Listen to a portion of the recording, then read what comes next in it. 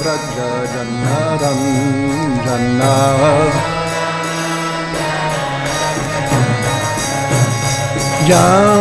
Yamunatira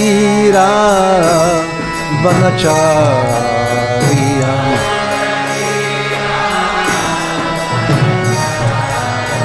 Yamunatira Vanacharya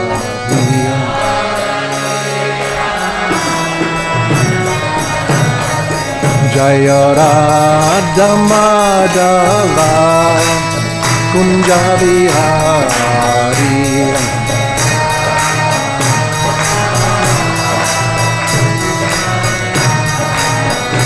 Jaya Radha Madhava Kunja Vihari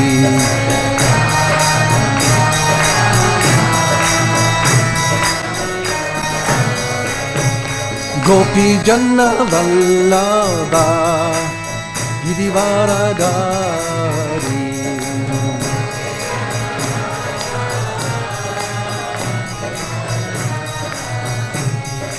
Gopi Janna Vallabha Girivaradari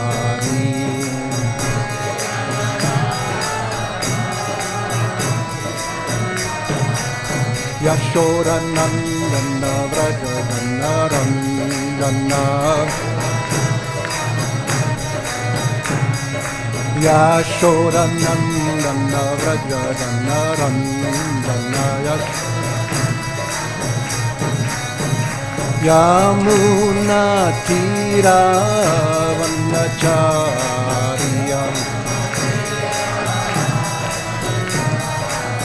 Yamuna Tira Vanacharya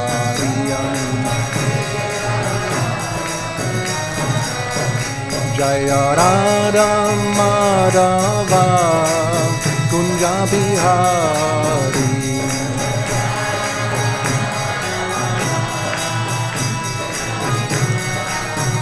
Jaya Radha Madhava Kunja Bihari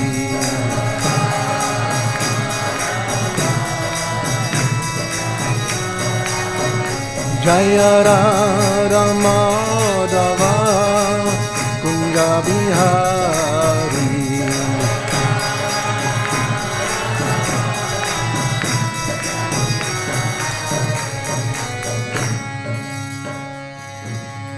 Jayam Vishnupada Paramahamsa Parivrajagacharya Ashtottara Shokta Sri Srimad Srimad Bhakti Vedanta Swami Prabhupada Ki Jai Skam Sanstapakacharya Srila Prabhupada Ki Jai Ananta Koti Vaishnava Vrinda Ki Jai Namacharya Srila Haridas Thakur Ki Jai Prem Sikaho Sri Krishna Chaitanya Prabhu Nityananda Sri Advaita Gadada Srivasadi Gaura Bhakta Vrinda Ki Jai Shri Shri Radha Krishna Gopa Gopinath Shyama Kunda Radha Kunda Giri Govardhan Ki Jai Vrindavan Dham Ki Jai Navadvip Dham Ki Jai Ganga Mai Ki Jai Yamuna Mai Ki Jai Tulasi Devi Ki Jai Bhakti Devi Ki Jai Samaveta Bhakta Vrinda Ki Jai. All glories to the assembled devotees. All glories to the assembled devotees. All glories to the assembled devotees. All glories to Sri Guru E Gauranga. Namo Vishnu Padaya Krishna Prashtaya Bhutale Srimad Bhakti Vedanta Swami Niti Namune Namaste Sarasvati Deve Gauravani Vacharine Nirvishesha Shunyamari Vishaka Desha Tarine Shri Krishna Chaitanya Prabhu Nityananda Shri Advaita Gadana Shivasari Gaura Bhakta Vrinda Hare Krishna Krishna Krishna Hare Hare Hare Rama Rama Rama Hare Hare Om Namo Bhagavate Vasudevaya Om Namo Bhagavate Vasudevaya Om Namo Bhagavate Vasudevaya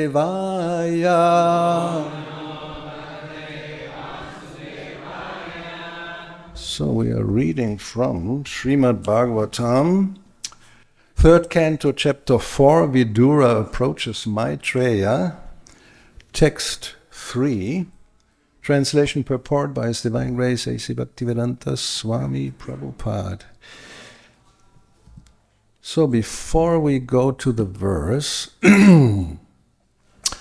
let's briefly summarize the events that lead to this point. The 3rd canto mentions the destruction of the Yadu dynasty, which then is described in detail in the 11th canto. So the summary is that at one point the young princes of the Yadu and Bhoja dynasties, they made great sages very angry according to the plan of the Lord, and the sages cursed them. So Krishna, he made the descendants of the Vrishni, Bhoja and Andaka dynasties go to Prabhas, a place of pilgrimage. And all those who went were incarnations of demigods. And the others who were eternal associates, they stayed back in Dwaraka. So then at that holy place, they did what generally everybody does, taking bath, offering oblations, respect to the forefathers and sages, charity to the brahmanas, etc. And then they took prasadam, and then a drink. Not a lassi, not a mango shake, liquor made of fermented rice. And as it is said here, by drinking they all became delirious.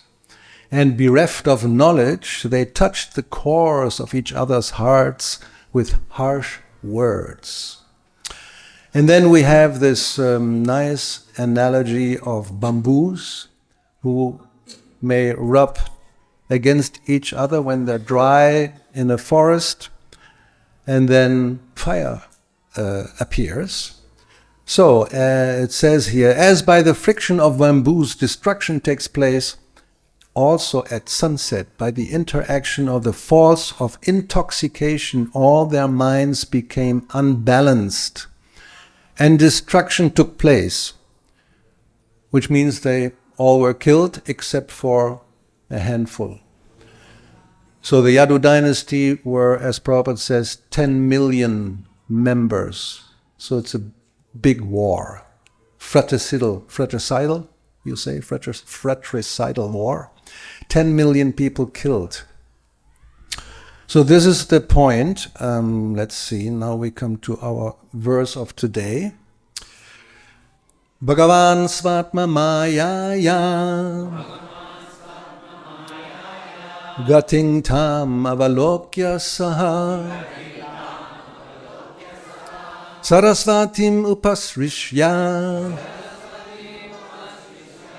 vrikshamulam upavishat. Bhagavan svatma mayaya gating tam avalokya saha sarasvatim upasrishya vrikshamulam upavishat. Bhagavan svatma mayaya gating tam avalokya saha sarasvatim upasrishya vrikshamulam upavishat. Bhagavan, the Supreme Personality of Godhead, Sva-atma mayaya, by his internal potency, Gatim, the end, Tam, that, Avalokya, foreseeing, Saha, he, Krishna, Sarasvatim, the river Sarasvati, upasrishya, after sipping water, vrikshamulam, at the foot of a tree, upavishat, sat down. Translation. The personality of Godhead, Lord Sri Krishna, after foreseeing the end of his family by his internal potency, went to the bank of the river Sarasvati, sipped water, and sat down underneath a tree. Purport. All the above-mentioned activities of the Yadus and Bhojas were executed by the internal potency of the Lord, because he wanted them to be dispatched to their respective abodes after he had finished his mission of descent. They were all his sons and grandsons, and were given complete protection by the paternal affection of the Lord. How they could be vanquished in the presence of the Lord is answered in this verse. Everything was done by the Lord himself, Svatma Mayaya. The Lord's family members were either incarnations of his plenary expansions or demigods from the heavenly planets, and thus before his departure he separated them by his internal potency. Before being dispatched to their respective abodes, they were sent to the holy place of Prabhasa, where they performed pious activities and took food and drink to their heart's content. It was then arranged for them to be sent back to their abodes, so that others could see that the powerful Yadu dynasty was no longer in the world. In the previous verse, the word anugyata, indicating that the whole sequence of events was arranged by the Lord, is significant. These particular pastimes of the Lord are not a manifestation of his external energy or material nature. Such an exhibition of his internal potency is eternal, and therefore one should not conclude that the Yadus and Bhojas died in a drunken state in an ordinary fratricidal war. Sri Jiva Goswami comments on these incidents as magical performances. Bhagavan Svatma Mayaya Gatim Tam Avalokya Saha Sarasvatim Upasrishya Vrikshamulam Upavishat.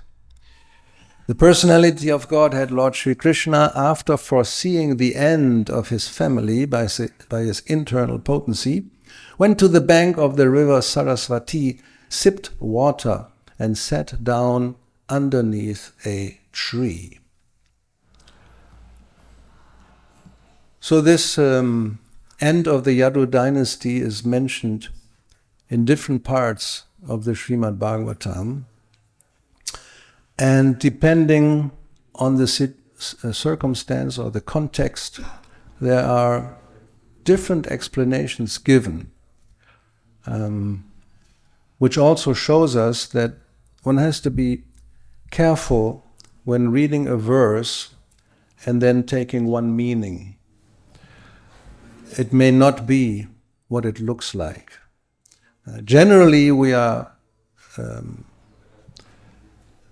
told that there's no need for interpretation, right? Bhagavad Gita as it is. But again, not always it's the case. Sometimes a description needs the right understanding, which means an interpretation. And for that we, of course, have to go to our previous acharyas, including Srila Prabhupada. Otherwise we get the wrong idea. For example, let's look at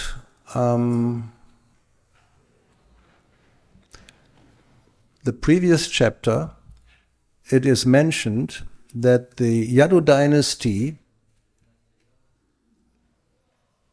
it's actually Krishna speaking. He says, so now after the battle of Kurukshetra, the burden of the earth was relieved, but still there is the Yadu dynasty, which may be a more unbearable burden. So, first thought comes, if the earth was burdened by, how you say, not unpious, what's the other word? Demonic kings. So then the Yadu dynasty is more unbearable, so maybe they are more demoniac? No. Well, we may think like that. So therefore, in the purport, first thing Prabhupada says, there's two kinds of burdens. There is the burden of the beast and the burden of love. And Srila Vishwanath Chakravarti Thakur, he mentions the burden of love in connection to the Yadu dynasty. And he gives examples, that's Vishwanath Chakravarti saying, for example, the husband may be a burden on the young wife. Well, sometimes the young wife may be a burden on the husband. Then we have the child on the lap of a mother, may be a burden. And wealth may be a burden for a businessman. Okay.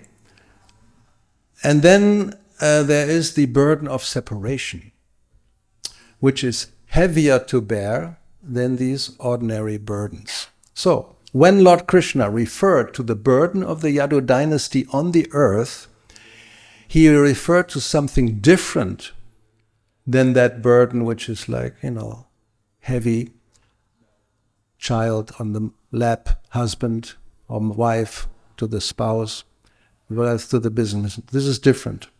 So the large numbers of family members born of Krishna counted some millions. And they were a source of great pleasure for the earth.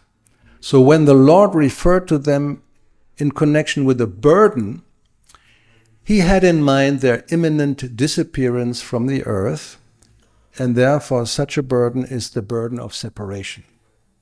And he says at the end, Prabhupada, Srila Jiva Goswami confirms this inference. So it's an interpretation. It's not evident from the verse itself, but the acharyas know what it means, so we get the right idea if we study Srila Prabhupada's books, his purports, where all this is mentioned. The next verse, also when we just read it as it is, sounds not very favorable. When they quarrel, the Yadu dynasty, among themselves, influenced by intoxication, with their eyes red like copper because of drinking, then only will they disappear. Otherwise, it will not be possible. On my disappearance, this incident will take place. So Krishna disappears, and he arranges that his family members also will disappear. And in that purport, Srila Prabhupada explains that Krishna's associates, his eternal associates, they're not subject to the laws of material nature.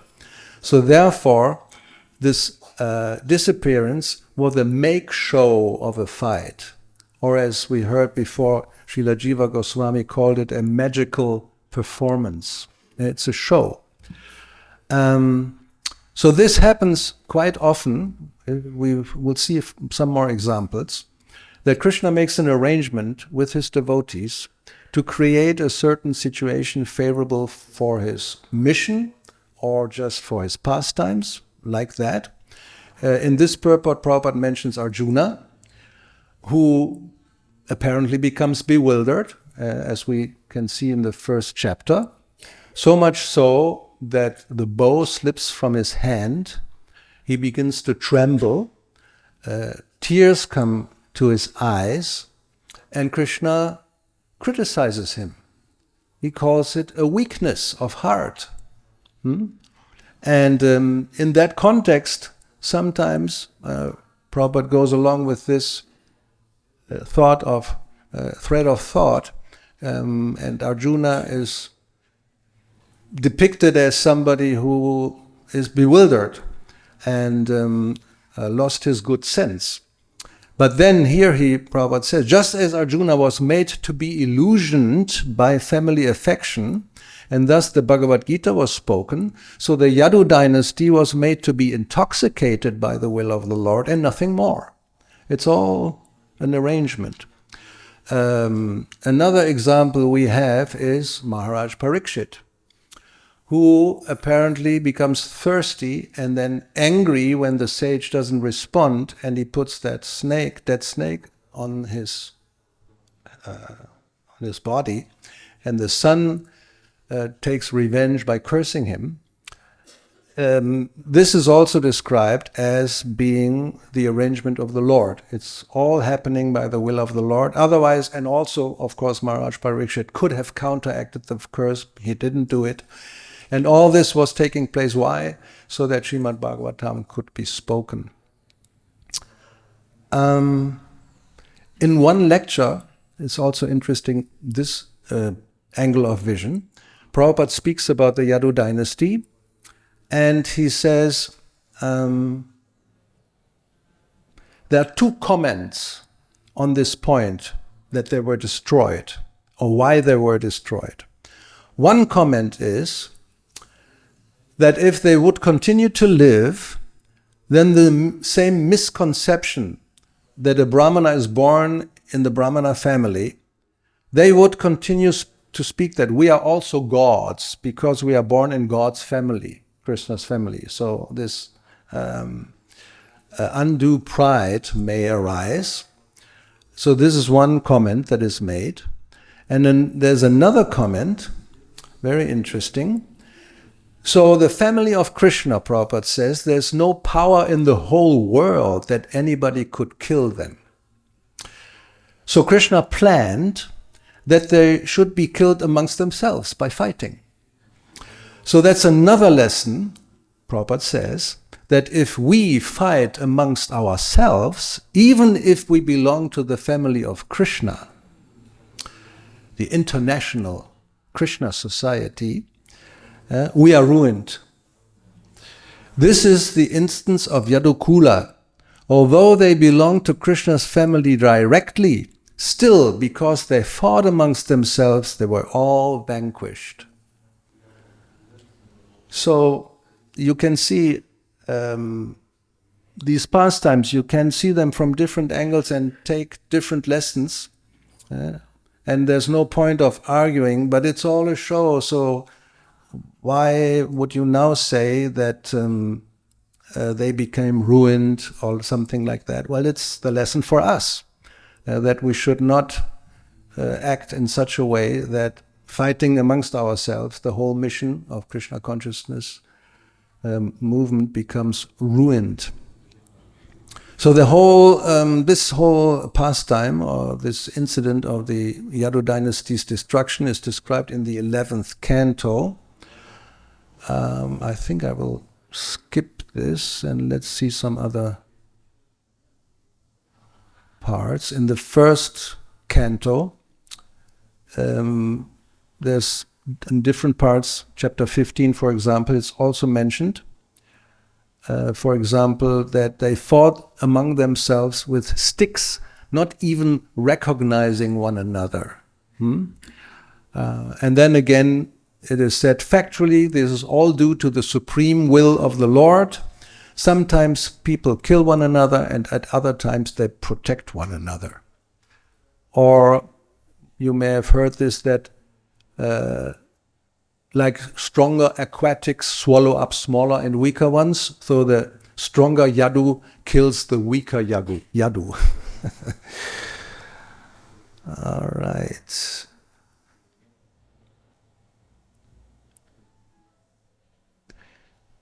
Chaitanya Mahaprabhu, he mentions this and other pastimes in Madhya Lila. It's in chapter 23.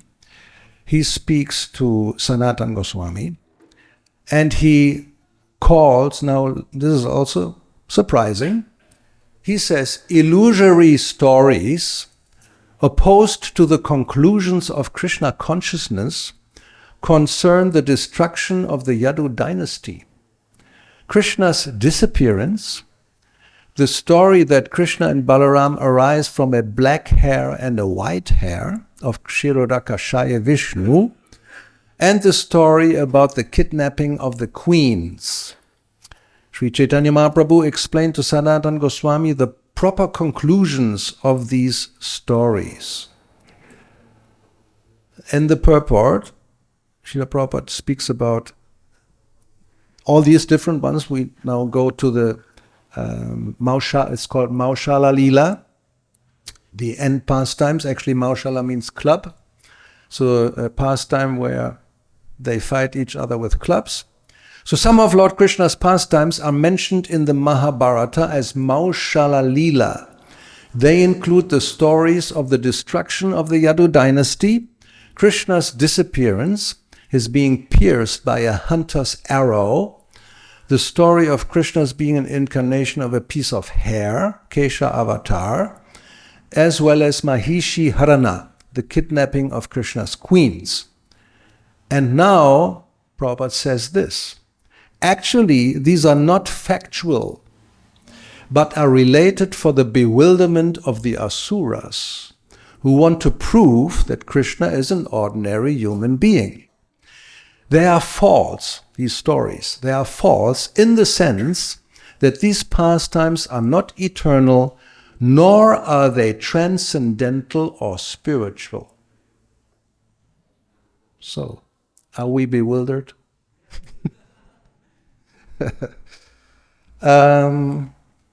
Okay. What other stories do we have? There's quite a few, where curses happen, arranged by the Lord.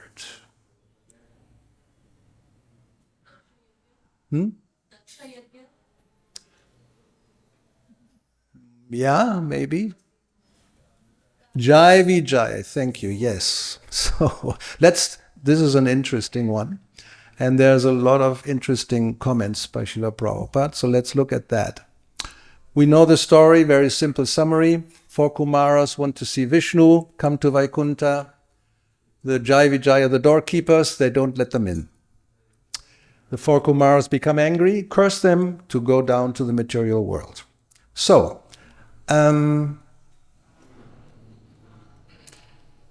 in one of the purports, Srila Prabhupada says that Jai and Vijay were certainly offenders. But as Vaishnavas, the 4 sages should not have cursed them. But they did it because of having been haughty. This sounds all strange. Jai Vijay are offenders, and the 4 Kumaras have become proud, and therefore they curse them.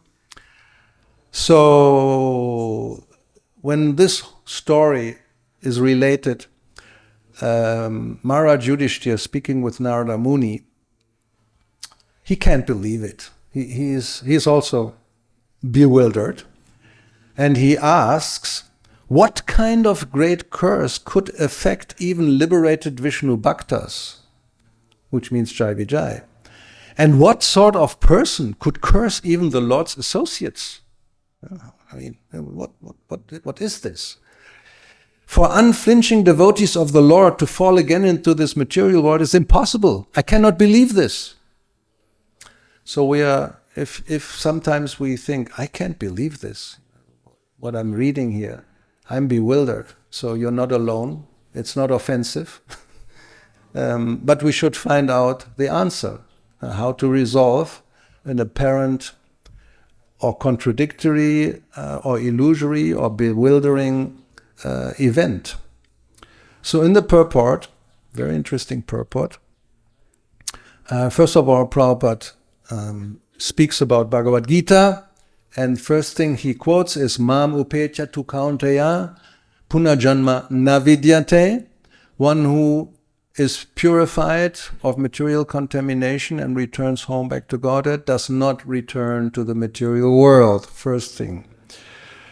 And therefore he says at the end of the purport, Maharaj Yudhishthira therefore was surprised that a pure devotee could return to the material world. This is certainly a very important question.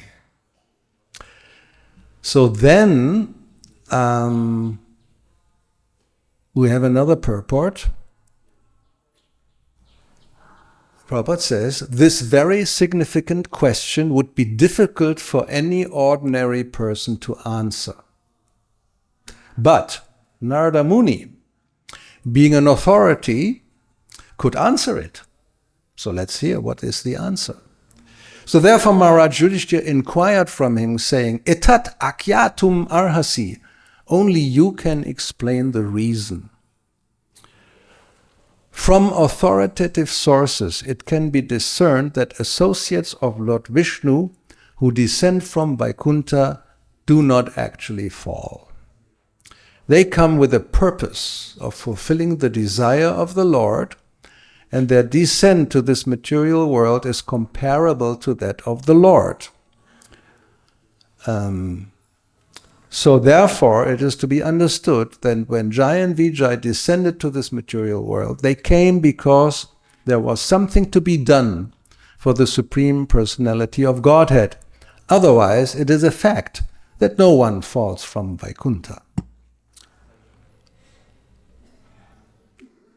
So then, here again, at the end of this purport, Prabhupada says, Maharaj Yudhishthira says, Ashradeya ivabati. Now, Ashradeya means Ashraddha. Shraddha means faith or a conviction. And Ashradeya, I can't understand this. I don't believe it. So that the statement that a servant of the Lord could fall from Vaikuntha seems unbelievable. Prabhupada says. How Jai and Vijay came to that is explained by Narada Muni, and then, the story, Narada Muni will explain the reason that the Lord wanted to fight. In the material world, he doesn't have a worthy opponent, so his devotees come, and it's like, taking playing a role, like in a theater, a mock fight, like that. Then, let's see, I mentioned Maharaj Parikshit. Just we see a few quotes, which also indicates what I said. By placing King Parikshit in an awkward position, the incarnation of Srimad Bhagavatam was created by the will of the Lord. So the situation in this case was therefore all planned by the Lord. But again, then in one purport, although it's all arranged by the Lord, still we get lessons. He calls Shringi a foolish boy. You may say, but he's an instrument. Why is he now foolish? He's just playing a part in this arrangement. No, he's a foolish boy out of sheer vanity of being a Brahmana's son. He is cursing. So you can see simultaneously different things are happening. He's an instrument, okay, but at the same time, his own situation is that because of being a Brahmana's son, he is proud, and therefore foolishly he curses a king. And therefore, Prabhupada says, by cursing the king, the foolish Shringi had committed not only a sin, but also the greatest offense. But it's arranged by the Lord. Why is he now an offender?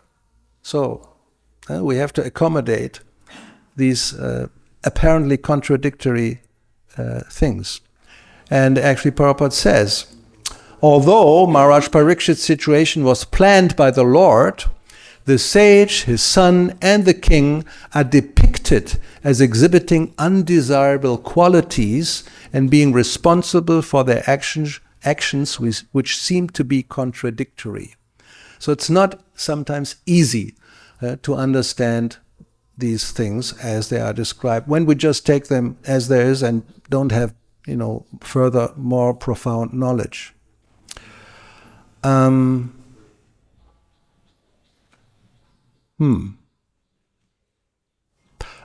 another curse. Let's have another curse, Srimad Bhagavatam.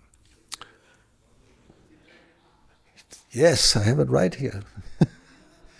At least some devotees have read Srimad Bhagavatam. Jai. So, this some brief summary. Chitraketu is flying around the universe, trying to enjoy life also. And he comes upon Shiva having Parvati on his lap, and he laughs. Shouldn't do that. Prabhupada says in the purport, Chitraketu should have known that Lord Shiva, although sitting in that way, was not to be criticized. But he laughed. The difficulty was that Chitraketu, having become a great devotee of Lord Vishnu, Sankarshan, was somewhat proud. And thought that he could now criticize anyone. Even Lord Shiva. This kind of pride in the devotees never tolerated. So therefore Mother Parvati was justified in punishing Chitraketu, for Chitraketu impudently criticized the Supreme Father, Mahadev, who is the father of all living entities. A pure Vaishnava should be very careful to engage in his specific duty without criticizing others. So that's one angle of vision. Now we get the other angle of vision. In effect, Lord Shiva told Parvati, both Chitraketu and I are always very dear to the Supreme Lord. In other words, both he and I are on the same level as servants of the Lord. We are always friends. And sometimes we enjoy joking words between us. So when Chitraketu loudly laughed at my behavior, he did so in friendly terms. And therefore there was no reason to curse him. So then Prabhupada says,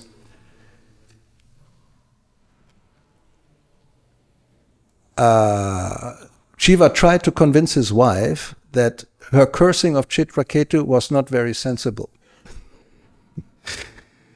It is clear that Chitraketu wanted to criticize the behavior of his friend, Lord Shiva, because Lord Shiva was sitting with his wife on his lap. Then too, Lord Shiva wanted to criticize Chitraketu for externally posing as a great devotee, but being interested in joining with the Vidyadhari women. He was flying around in his airplane, looking for, pleasure spots, like Hawaii or, places like that. So these were all friendly jokes. There was nothing serious for which Chitraketu should have been cursed by Parvati. So this, again, appears contradictory. Before, it was said that, yes, this was all completely justified because he impudently criticized Shiva, he became proud. Now it is said, these were all friendly jokes, so it's nothing serious for which Chitraketu should have been cursed. Okay, I'm wondering, should we have another one? Which is not exactly a curse. I think it's let's do this quickly. We have still 10 minutes. The case of Bharat Maharaj. As you, I hopefully all know, reading 5th canto, Bharat Maharaj, he left his kingdom, as so many other kings in those days, and he began to become absorbed in Krishna consciousness, rising to the stage of bhava, which is just before prema. It's a very advanced stage. Bhava is described as you could say, a ray of the sun of prema. It's practically the same, just a little less in quantity. So from there, he fell down. Right? So, and he became affectionate with the deer and all that. So then Shukadeva Goswami, he says, and he's speaking to Maharaj Parikshit, my dear king, in this way Bharat Maharaj was overwhelmed by an uncontrollable desire, which was manifest in the form of the deer. Due to the fruitive results of his past deeds, he fell down from mystic yoga, austerity, and worship of the Supreme Personality of Godhead. If it were not due to his past fruitive activity, how could he have been attracted to the deer after giving up the association of his own son and family, considering them stumbling blocks on the path of spiritual life? How could he show such uncontrollable affection for a deer?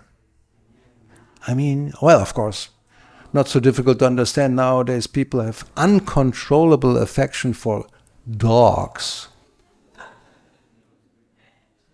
I mean, I'm not going to get into this, but wherever I go, the worst thing are the dogs of the neighbors. Everybody has a dog. I was just in Chile. We had, some program in the park. Every single person walking in that park had a dog.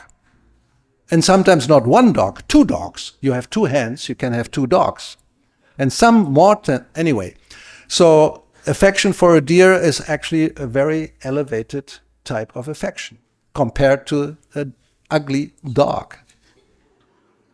And, they bark all the time for nothing. So it's really, a deer doesn't bark. So if you want to have a pet, take a deer. Don't take a dog. No, seriously. Cats and dogs, and nowadays, of course, they also have serpents. You may have seen. They take it as a how you say, un collar, necklace, right? Birds, spiders. If you're a goth type of person, everything black, and you have a black spider on your shoulder. Even alligators. There was an instance, a guy had an alligator in his basement in a type of small pool, small alligator. So they became friends, right?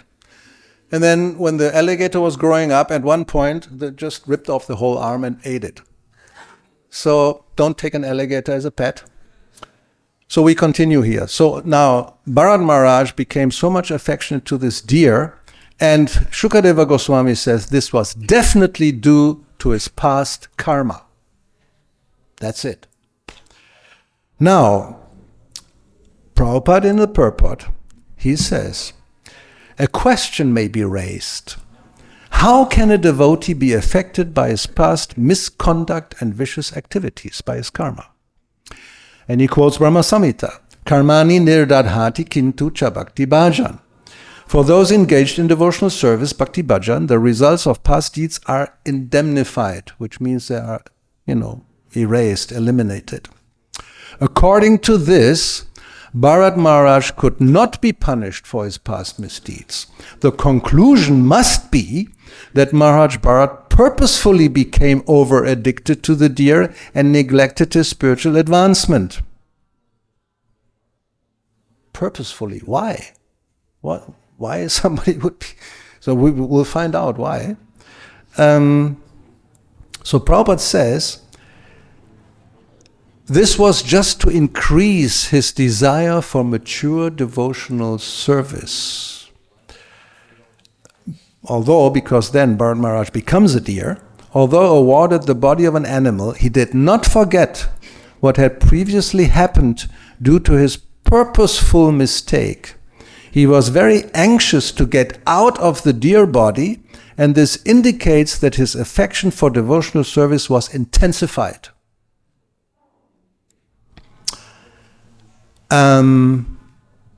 Then there's a commentary by Vishwanath Chakravarti Thakur, who also speaks about this, and surely Prabhupada took it from there. He says, that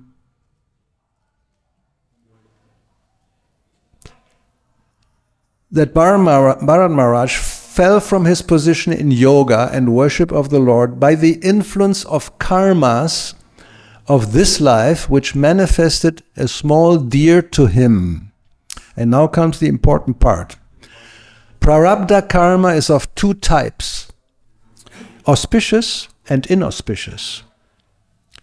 The first type occurs by the will of the Lord to increase longing for devotion to the Lord, like sharp ointment applied to the eyes. This is accepted favorably by the devotee. So it's possible that apparently karma is experienced, but it's the first type, the auspicious type of prarabdha karma, which is arranged by the Lord for us to advance. Being similar to prarabdha karma, it is accepted as such. So therefore the same word is used, which sometimes also may bewilder us. It's called also prarabdha karma, but it's of two types. So the second type, of course, is the result of actions of previous lifetimes, which is the ordinary karma that one has to suffer. So then he says, Vishwanath Chakravarti Thakur, so that Bharat Maharaj fell from worship of the Lord by the will of the Lord. How else could he fall? Except by prarabdha karma arranged by the will of the Lord. All right. Under the influence of his good prarabdha karma, Bharat took care of the deer. So it was arranged by the Lord for the purpose of increasing his longing for bhakti. So I'll stop here. We have officially 4 minutes. Any comments or questions? Yes, please. Oh, he gets a mic. Good.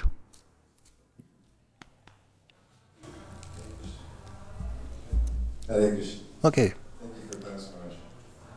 My question is, how much of the events in our lives can we consider the direct arrangement? Better you don't think like that. I mean, it may be, but actually, if it happens to us, we never, think that this is an arrangement of the Lord. We should think it's my fault, right? Like, for example, suffering. This tatenukampam susamikshamano, bunjana evatma kritam vipakam, means the devotee, when there is suffering, he will think, this is due to my own evat kritam, my own activity. I am now reaping that fruit. One does not think, it's the fault of somebody else. It could be. So it may be that it's an arrangement by the Lord, but then one has to see the result of your of the activity. If it increases bhakti, then it's positive. Yeah, more or less. Okay. Yeah. Oh, you have to get a mic also. Yes. We have.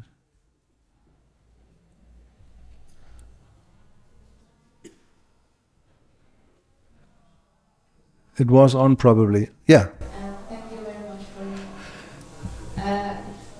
there were 2 points that pointed out that pride is actually so powerful for our bhakti and that we can be very much bewildered by pride. And also we start to do offenses, etc. And I was wondering why we have such a strong tendency to become pride all the time. To be? To become proud. Puffed up. Yeah. Proud. Yeah. I mean, interestingly, in Bhagavad Gita, when Krishna begins to enumerate the qualities of demons, right, in the 16th chapter, what are the first 3? Damba, Darpana, Abhiman, which are practically synonymous. Damba is pride. Darpana, which actually means mirror. You look at the mirror and say, how do you, well, you look nice. So that's vanity. And then Abhiman, this false conception that I am this and I am that, and probably you're feeling like, we're very important or very great. So 3 of them, which are practically the same, that's the first 3 that Krishna mentions. So that means what to do when the living entity is in the material world. That's what is the first thing you think? Ishvaroham, aham bogi, Sukhaham, Balavan. What is it? No. Balavan Sukhi. So I am, I'm the greatest. You remember? You don't know this. The old people know this. Cassius Clay, 1964, becoming world champion, and he goes in front to the ring where all the people with the cameras are, and I'm the greatest. Right?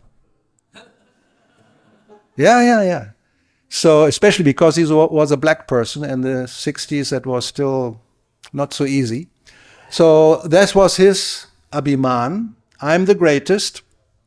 Few years later, he had Parkinson's, and he couldn't even hold a cup of tea, without trembling. No more greatest.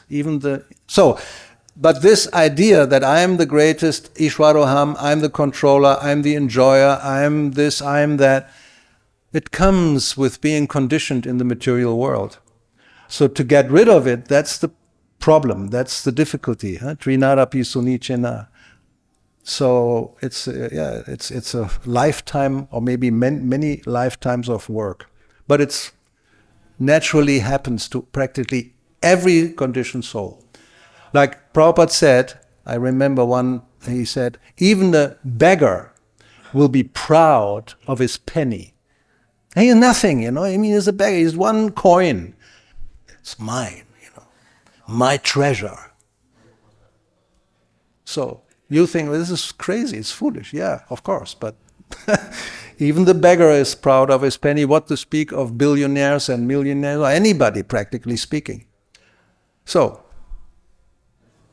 that's how it is, what to do. We have to, somehow or other, get rid of it. It's over time, 2 minutes.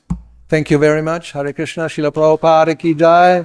Grantha Srimad Bhagavatam, Gauravani Bhakta Vrinda ki jai.